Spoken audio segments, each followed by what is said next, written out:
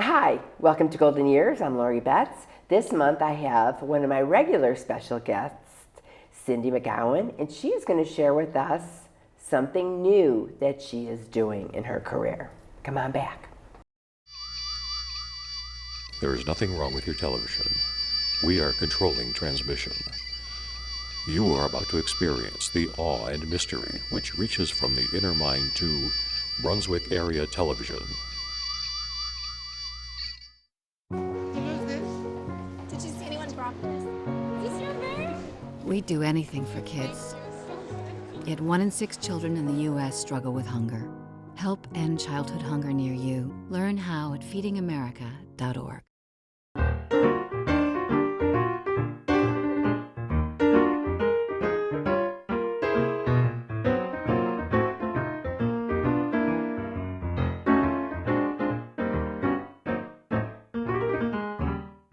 Hi, welcome back to Golden Years. This month I am interviewing Cindy McQuown from Cornerstone Psychological.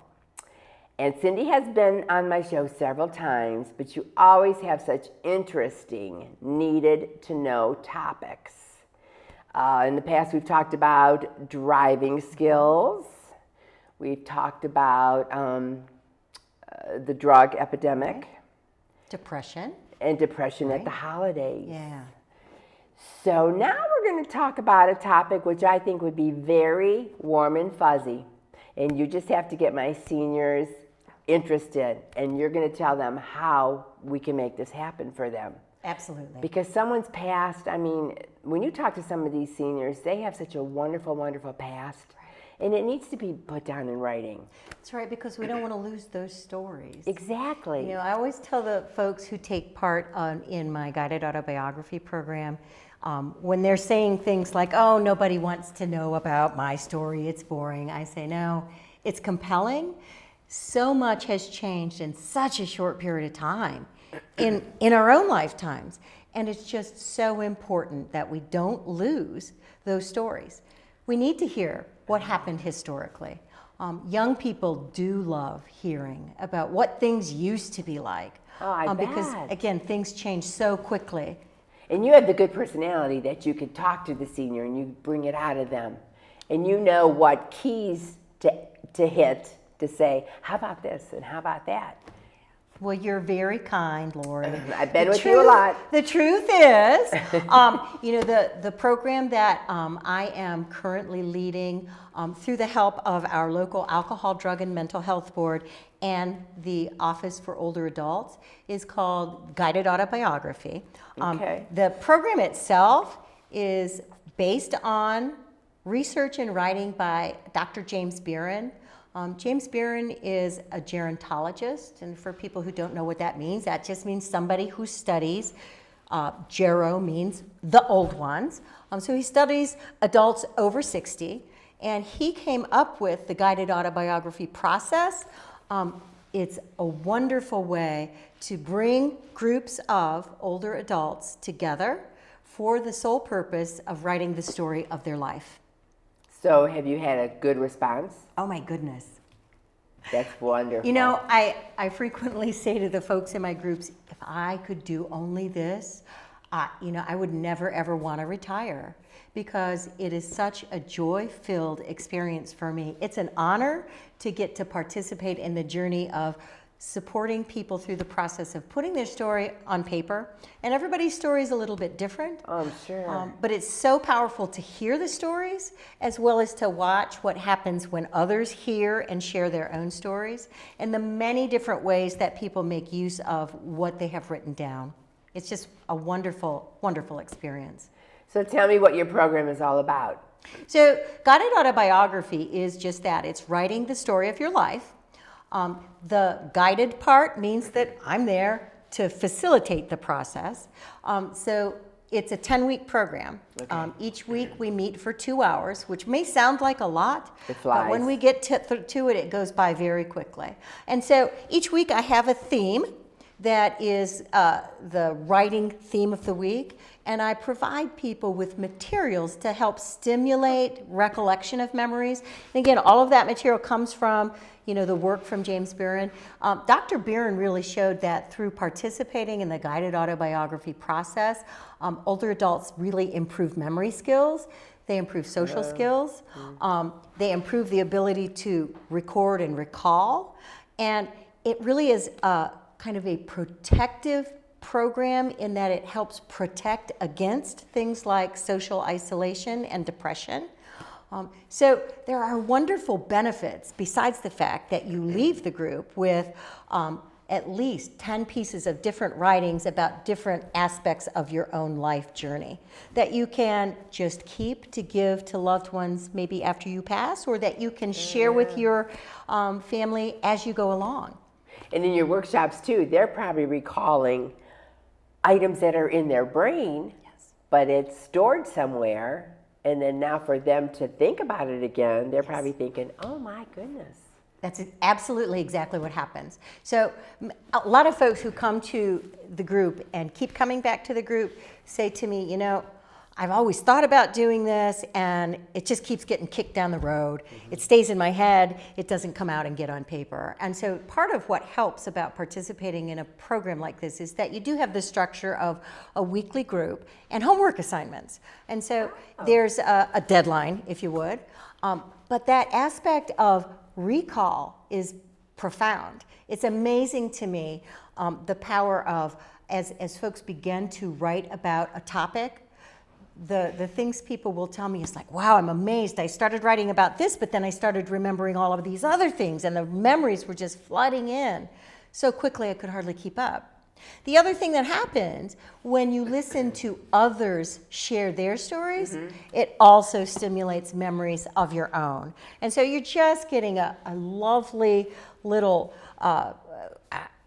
opportunity to bask in all of those really nice memories. Oh, I'm sure. And some of them may not be so nice, and yet writing is a very powerful tool to help make sense of and maybe heal through things that aren't so nice to remember.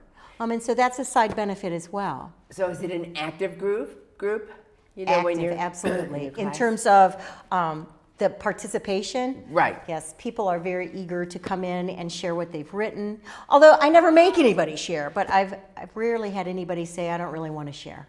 Usually once we get started, you develop relationships within these groups that I think, in fact, I know, last well beyond the end of the group program. In Medina, there's been an alumni group, a group of older adults that love the program so much, they just kept meeting and continued to meet monthly and to get together, and and you develop awesome. relationships. The Brunswick group, I have a group of folks many of whom have been coming since the very first time I did the group, and they too meet each other outside of the times when we are meeting to do the autobiography group. They've developed lifelong relationships. And what's the age range? I'll let anybody, but it's ideally suited for somebody 60 and over.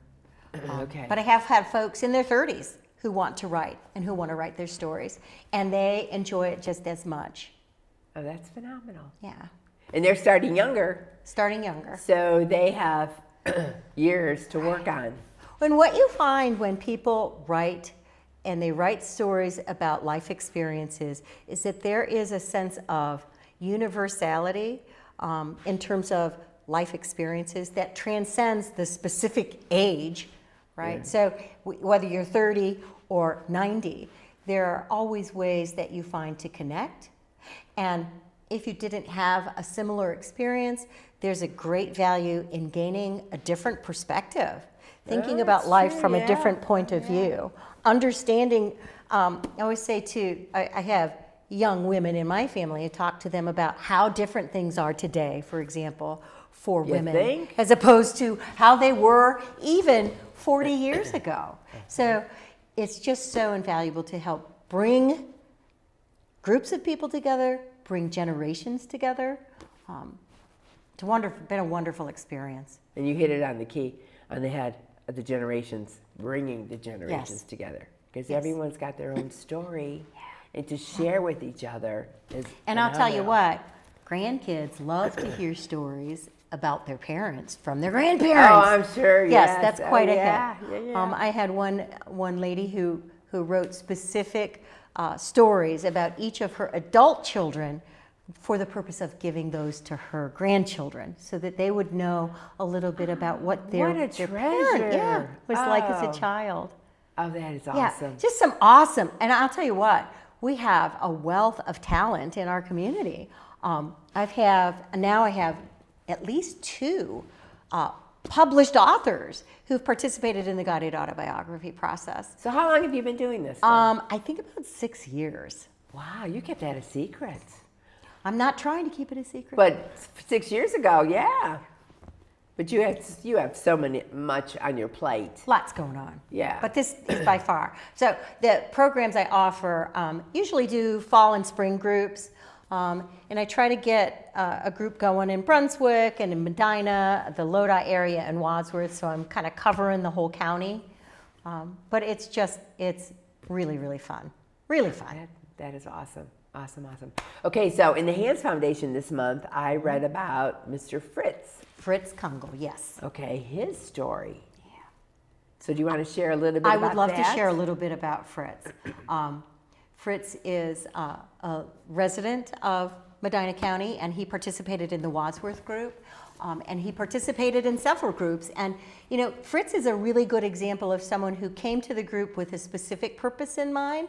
He wanted to write about his experiences surviving in post-World War II in Austria and in the Eastern European area, and being a displaced person, and then coming with his family to the United States. Many things that I know were very painful for him to think about, let alone to write about and then to share. And it culminated in his willingness to share that story to go in the Hands Foundation, because he doesn't want those immigrants to be forgotten. He doesn't want people who have his immigration story to be forgotten at all. To remember, you know, immigrants have been coming to this country for years and years, and just what a challenge. What kinds of circumstances ultimately result in people wanting to come here?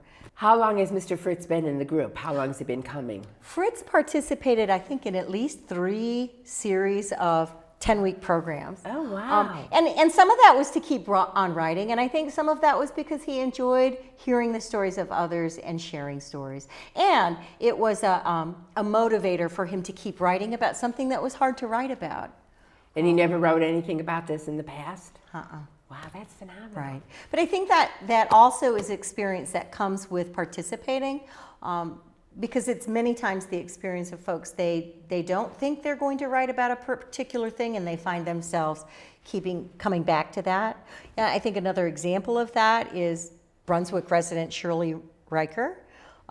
She started in the group, really in the very beginning, and she had wanted to just write about her mom and her mom's experience with Alzheimer's, and ended up, she realized, I really need to write about my own story as being a caregiver for someone with Alzheimer's. And wow, I've never seen such devotion and passion in terms of, she decided that's what I have to write, and she stuck to it, and now she has a published book on Amazon. She self-published her own story. Amazon? On Amazon. Oh my goodness. Right. I did buy that book. Yes, excellent. It's just a wonderful, wonderful tool, not only to kind of get perspective on what it's like to have a loved one with a degenerative disorder like Alzheimer's disease, but to understand as a caregiver the normative range of experiences you go through. And it's kind of a tip guide. Yeah. She offers all of her ideas about what helps her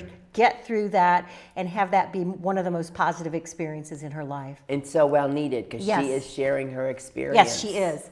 Yeah. And so that she came to the writers group, that wasn't part of her plan, but that's what happened. And that's what is so wonderful for me, is that I get to be a witness to all of those kinds of blossoming experiences for people. Another gal in Wadsworth. All right, we're going to take a quick break. Okay. We're going to take a quick break, and we're going to come back and hear more stories. Okay. Why don't you ever see elephants hiding in trees? Because they're really good at it.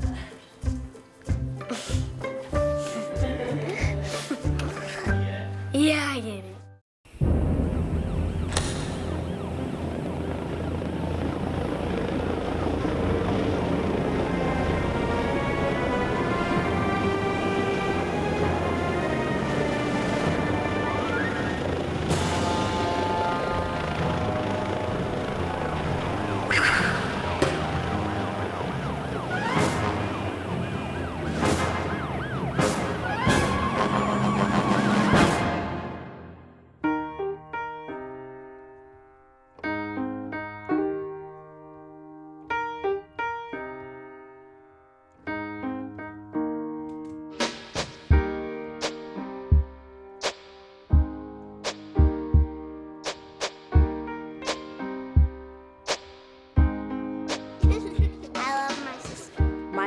doesn't see race.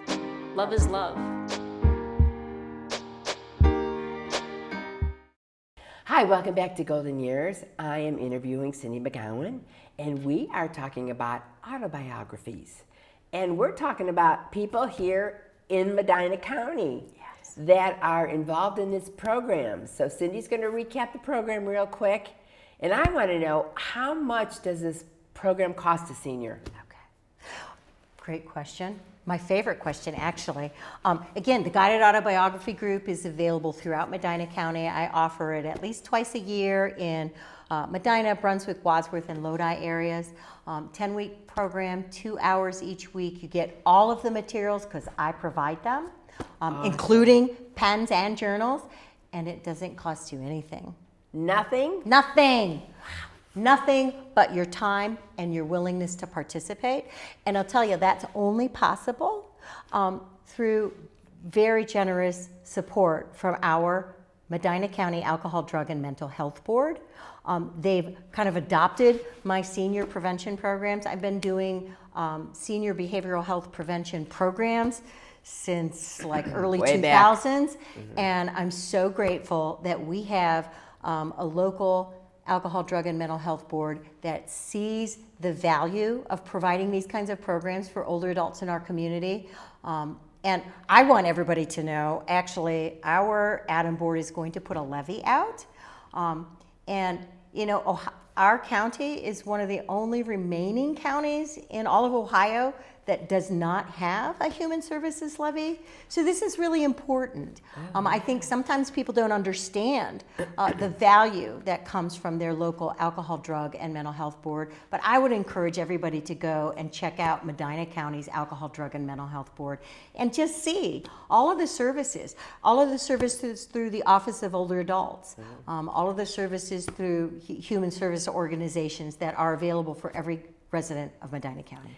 I always say at work when someone says, where can I get help? And the first question I ask, because I'm in the middle of the counties, what county are you from?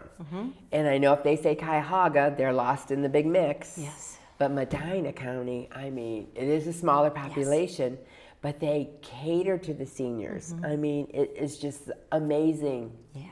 The programs, everything that is available for them. It's tremendous. And for free. Yes. Or at a small minimal. Yes. So that's great. It is great, wonderful. Great. It's so wonderful. all you have to do is just sign up. And how are they going to sign up? All they need to do, I have programs that will be starting in September. So you can just call me at Cornerstone Psychological at 330-722-4166. I even have my own extension. You can leave me a message. I'm extension 205. Just leave me a message. I'll call you back. I would love to have you in my group. And how many are in your group per session? You know, I've had groups as big as 15 and small as maybe 6. And I never put a cap on it, per se. If I get up to 30, I'm going to have to do things a little different. But man, if I had 30 people who wanted to do it in Brunswick, I'd say bring it on. Good. That's wonderful. And you have all these personalities mixed into the pot. Yes. So that's which just makes for a much more enriching experience. Because again, it's about stimulating your memories and sharing and helping to stimulate memories of others and reminiscing and sharing that experience together. Oh, sure. Just about Shirley's book. I mean, that is like gold. Yeah. If you could write a book and honestly share your feelings of your day-to-day care for your mother with her conditions, I mean, that is phenomenal. Because experience is important. It is important. It is important. And every people have their different levels of stress. So some person could just say, oh, you know, mom is no issue. But then the other person might have a lot of stress. So it's... And there's something about having a book to refer to. You know, that's oftentimes as a counselor, one of the first places I'll start when somebody is really in a distressing situation. I'll try to give them books to read or articles to read, because it's a nice way to start out, to find out, you know what, others experience this. What I'm going through doesn't make me some kind of a freak, that I'm normal, that other people go through this and there's help out there. And I think that's one of the things I really appreciate about Shirley's book, is that it really does speak to, you know, this is really, really hard. And you can get through it, and it can be a really, really beneficial experience for you and for your mom or your parents. Definitely, yeah. I always say if God brings it to you, he's going to pull you through it. Yes. And you're going to be able to handle the situation, or you put the cry out for help. That's right. And there's always help out there. Yes. Okay, so what do you want to leave with my viewers? Because a lot of them, if they're going to see the show, they're going to say, oh God, I would love to do that. But what's going to push them to do it? What's going to push them to do it? Well, okay, so let me tell you maybe some things that might be barriers for participation. Okay, please, yes. One of the first things I will hear as people call and express interest is, well, I'm not a professional writer. And I say, this is not being a professional writer. We don't sit around and critique work. In fact, what I say to people is, don't try to worry about sentence structure or spelling. Write from your heart and from your own stories, because that's your voice and you're the only one that has it. And so when you write your own story, you're the expert. Nobody else can be the expert of your life story. So we don't do professional writers. We do real life, real people, your voice. Okay, so don't let that be a barrier.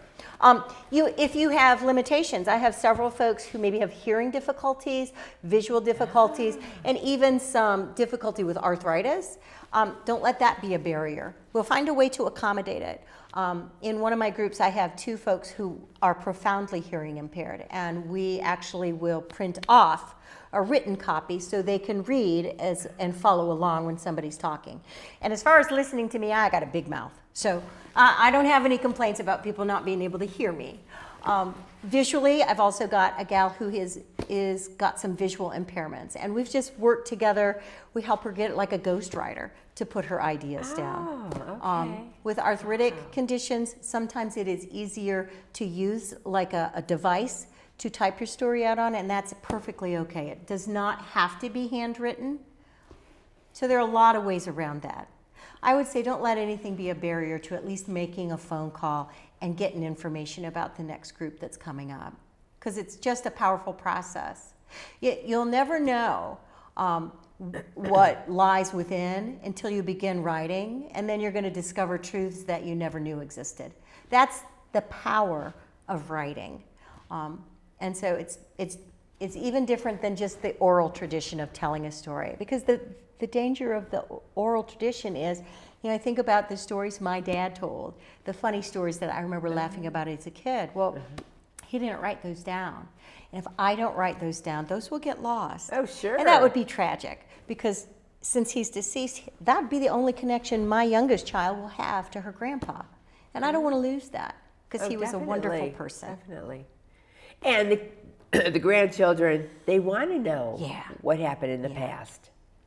You know, that's history. Yes. And it's your family history. Yes, you want to know where you came from. Exactly. Oh, that's great.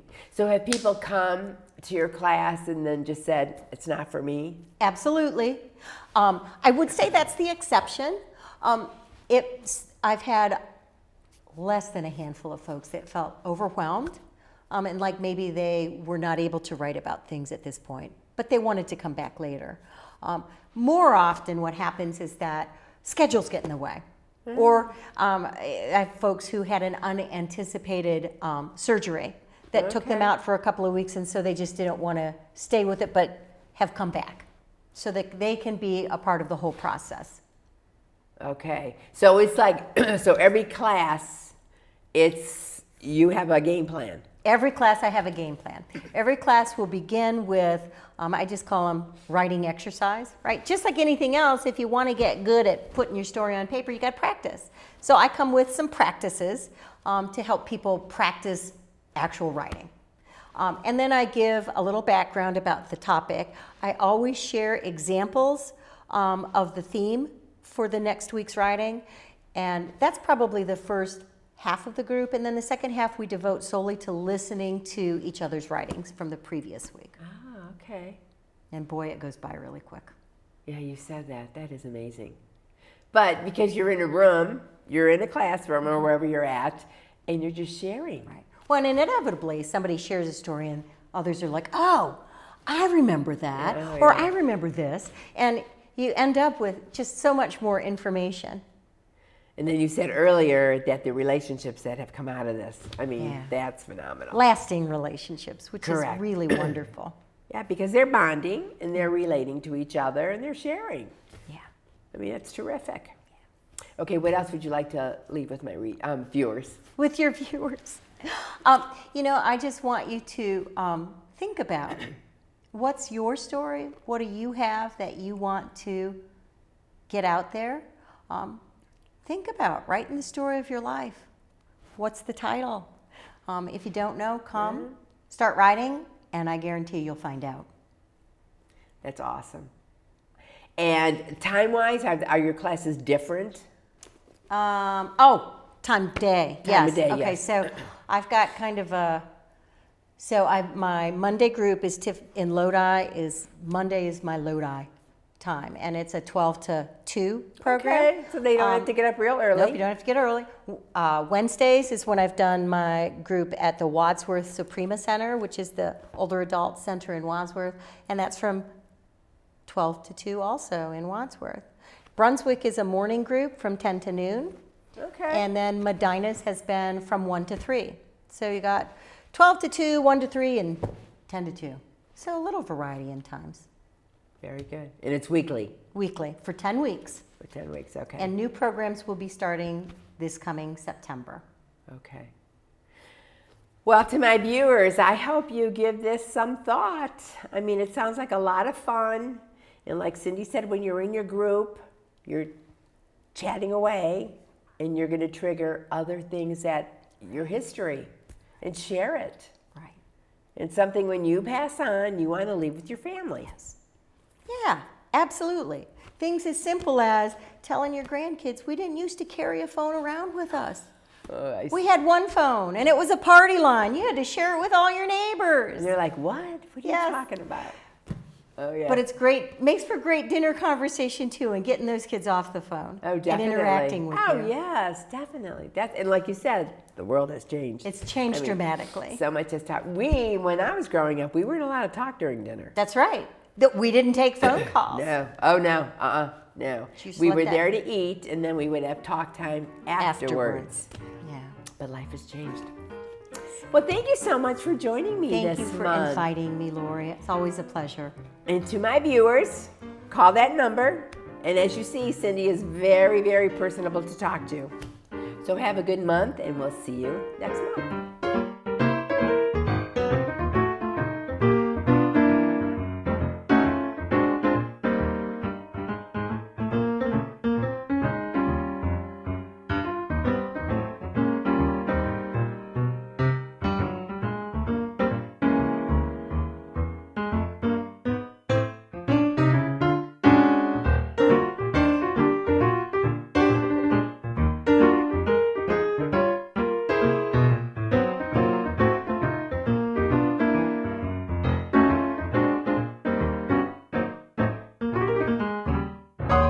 See on page 4 that the projections need to be tornado next Thursday. Seriously? Thursday? Can't do that. This is really inconvenient. I have yoga that day. I have no time for this. So, I can't do Thursday, but I can do Friday. Disasters don't plan ahead. You can. Talk to your loved ones about how you're going to be ready in an emergency. Don't wait. Communicate.